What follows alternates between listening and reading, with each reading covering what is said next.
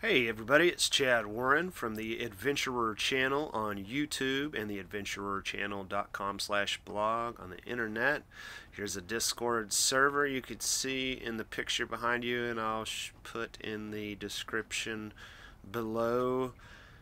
I am with you wonderful folk today because I want to focus on a discussion thread on Twitter I am having with SB Alger of the Prescription Only Picture Show. He, Jim, and Tracy Twyman gather Wednesdays at 7 p.m. Pacific.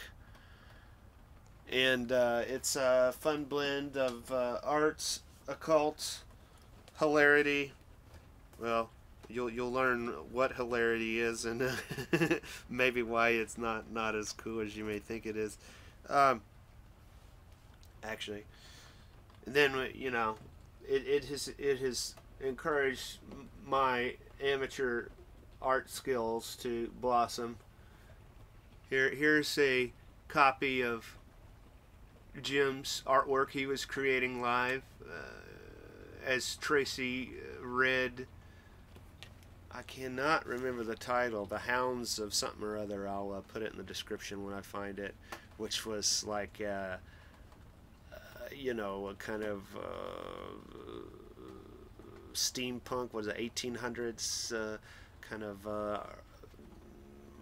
the old new age, the theosophy type of genre of opium drug-induced spiritual vision quests of the European and American explorers as to what has become the typical far out crazy American all you need is love post Beatles world we live in today. Oh, and then it's all about the Benjamins, whether it's Benjamin Franklin or the Benjamin Netanyahus, the big money players. We were experimenting with the practice of tapping. It happens to be on the part of the hand, like you do a karate chop. I forget what they call that. There's a fancy name for that practice, but we were tapping out the negative emotions of being poor, not having money, addressing what we've done to put ourselves in that situation, and then you tap the other hand and you're focusing on attracting all this money to you.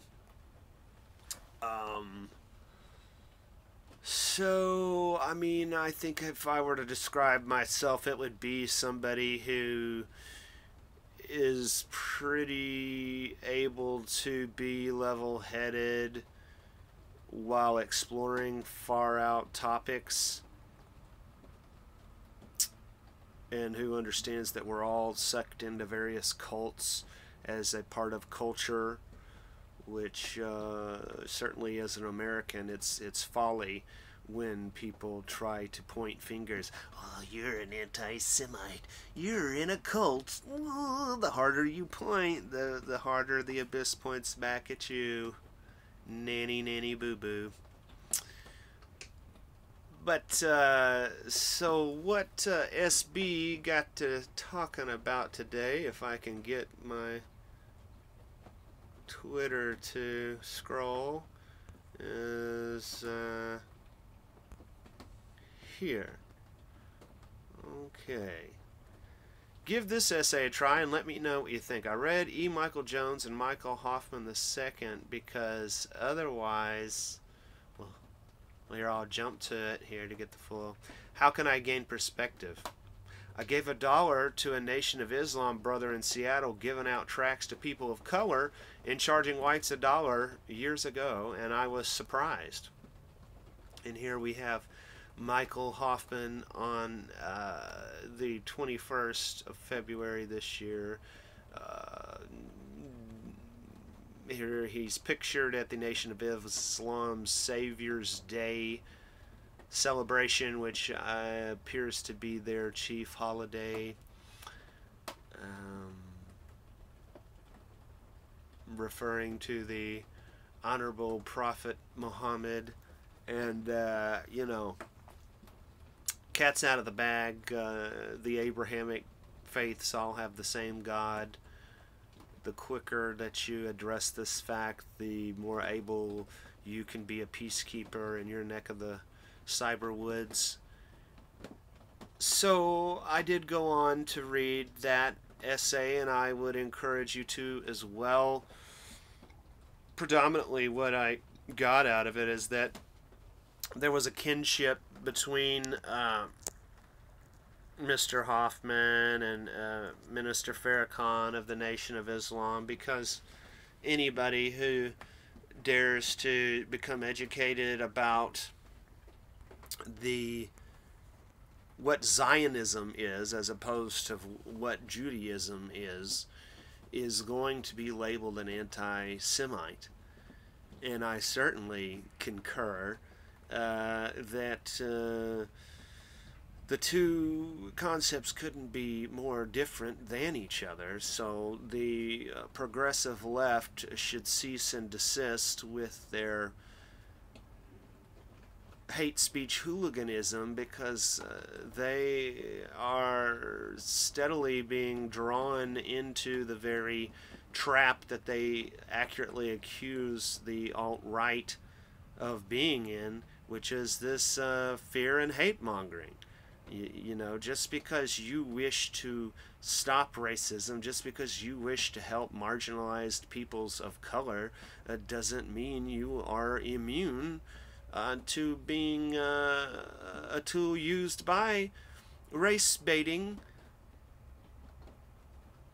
Satanists, really. When I say Satanists, I mean people that use the education of the shadow self, of our dark nature, just as Luke Skywalker had to face Darth Vader. It's my understanding that George Lucas was trying to discuss a honorable fight going on within the enlightened world of those who wish to explore the occult, the hidden nature of themselves, of nature itself, of human behavior at large. And you start to talk about white and black magic. Alchemy is as familiar as cooking. I have Freeman Fly of Freeman TV to thank for that allegory with their weird stuff, graphic nonfiction discussion coffee table book there.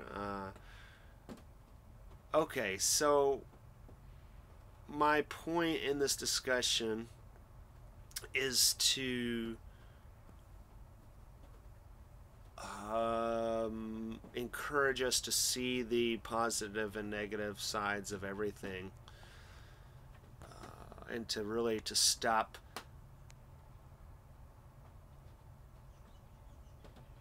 demonizing each other, because we're all on both sides of every fence. Little things become big things when we polish our spyglass of attention and have the discipline to appreciate the findings of a fellow truth seeker. We should showcase the nature of our Creator in us all as the path of order within chaos. Check out Michael Hoffman and the official Nation of Islam. All right. Okay, let's see, and then I guess it goes this way. And I show at my Twitter account, which is at ChadWarren76.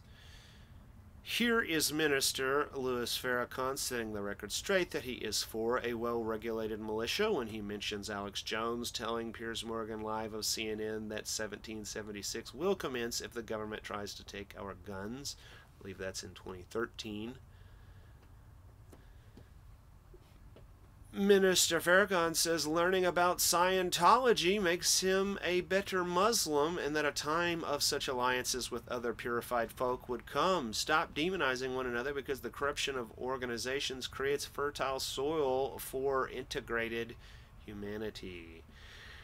And then we have Josh Reeves researched the connections between Hollywood and Scientology and was surprised to see they promote the Truth Movement conspiracy culture of the alt-right, including Ron Paul and Alex Jones, as well as lefties like Michael Moore. Check out Josh's Spellcasters documentary, Hollywood, Scientology, the CIA, and the Truth Movement, as well as his The Secret Right. So if you've heard about the Council on Foreign Relations for the left, you should know about the Council of National Policy for the right. So, you know, I'm somebody that comes from the conspiracy truth movement deal and sees the problems with that. You can be critical all day long, but breaking things down is only half of the alchemical great work that I'm afraid we're all a part of, whether we wish to be or not. Now we have to construct a way forward. As somebody who is attracted to the idea of Christian Gnosticism, basically taking the quote that is at the top of my page here within mainstream Christianity, which is that the admonition, do you not realize about yourselves that Jesus Christ is in you? Uncle Sam wants you. 2 Corinthians 13:5. And of course, this is my understanding of what the Jews knew. And it's also where the left-hand path of Satanism to will oneself to be a god, obviously, is a pretty heavy ego trip. And while we should explore our dark side, I don't have any interest in, you know, sacrificing virgins or pedophilia or any of that stuff that I guess somehow is also a part of God's plan, and that's a crazy, scary thing to face. But in order to be good, you actually have to be a threat to those that would feed off of our weaknesses. And it's very true that the Christian folks should look out for this witch hunt of pedophilia as much as they should shed light on it in Hollywood and pop culture, because that was definitely one of the ways that people were pushed to support Hitler in Nazi Germany, when they felt that there was no one else protecting them from the evils of the Catholic Church. So obviously be careful with these labeled identity hats. Lidsville from Sid and Marty Krofft's world.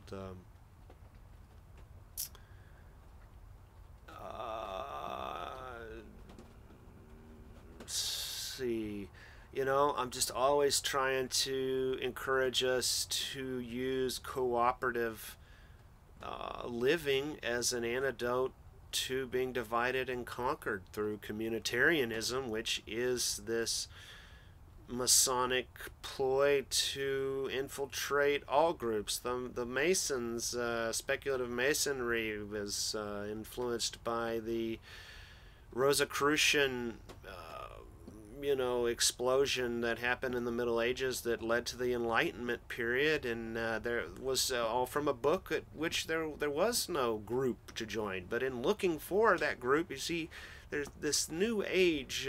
Everything that's discussed today is so old. The new age was the age of exploration. It's not just the hippy-dippy Beatles British invasion of today.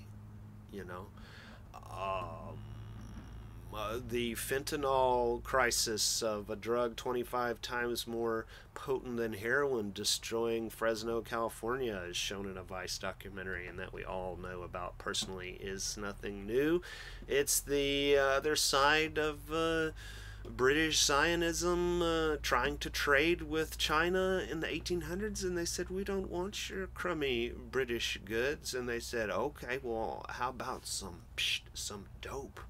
And they got all those folks turned on to heroin, which is the origin of the hipsters, you see, as people reclined in opium dens with long pipes against their hip.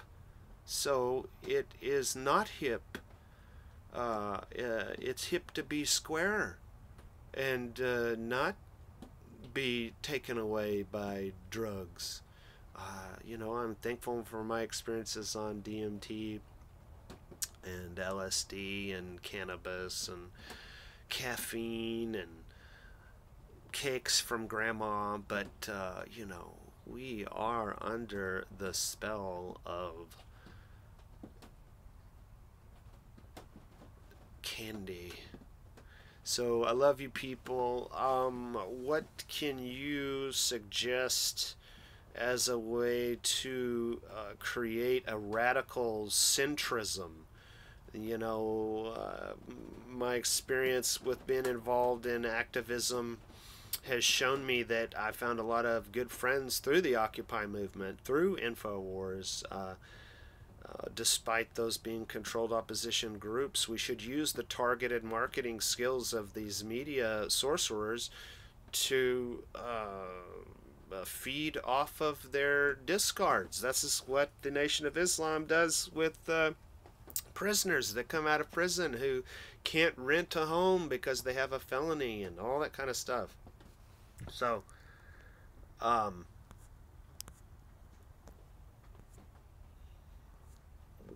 you know, if we who are the radicals, pardon the obnoxiousness of this thing behind me there, we the radicals are going to have to be the people that create the new centrism that is a genuine antidote to the Hillary Clinton, Trump,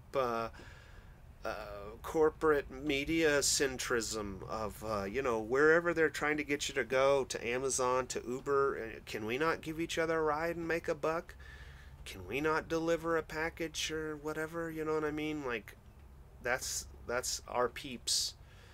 This ragtag Battlestar Galactica band of rebels, okay? Like, use your illusion. You know what I mean? I'm so thankful that my parents were divorced. I'm so thankful I had these experiences with speaking in tongues in an Assembly of God church school after I was forced to move to California post-divorce, and my aunt taught there, and one of my first black friends, Tony, said, check this out, and they forced us to go to church 3 times a week, and he goes, let me say limasa lamakusa, you know, like the Michael Jackson song of the time, and this was considered by the idiot fellowship to be a genuine ecstatic God experience, and he was brought to the front to, you know, have the demons cast out of him or whatever such thing, and that was certainly an eye-opener that you should be an actor. When you recognize what's going on, it doesn't have anything to do with money or your age or any of these limitations. Don't believe that we the people have to live in a steeple and depend on whatever. We are very much as powerful as the George Soroses, the amoral characters, and I'm thankful for them.